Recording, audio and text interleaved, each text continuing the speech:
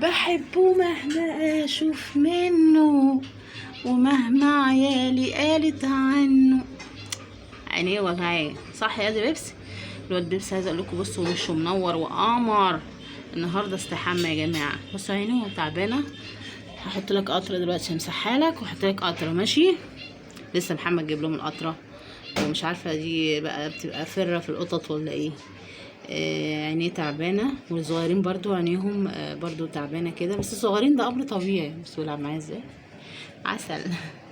بحبه مهما اشوف منه، بشوف بلاوي منك ومع ذلك ما بيهونش عليا ارميك. ها محمد اتغاظ منه قبل كده وراح مطلعه بره، علشان عامله السودا عملها كده على حاجته، فراح مطلعه بره. بصراحه انا اللي طلعت جبت ورده، مع ان انا اللي بشوف منه والله.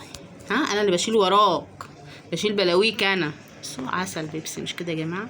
بقول لكم وشه نور امور كده ما شاء الله، طلع كيوت وعسول وما عملش حاجه ولا هاجم ولا بخ ولا اي شيء. وانا بحميه، حميته النهارده.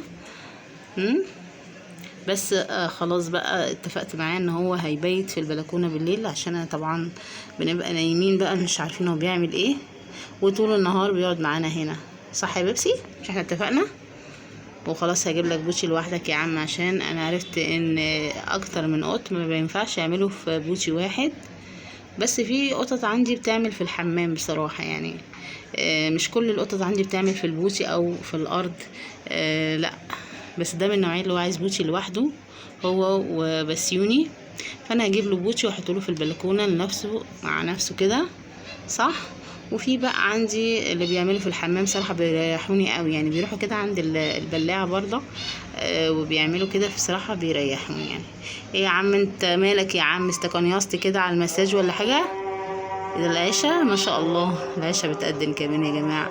يلا اسيبكم بقى على خير ونقول سلام يا بيبسي. يلا قول سلام يا حبيبي. سلام عليكم.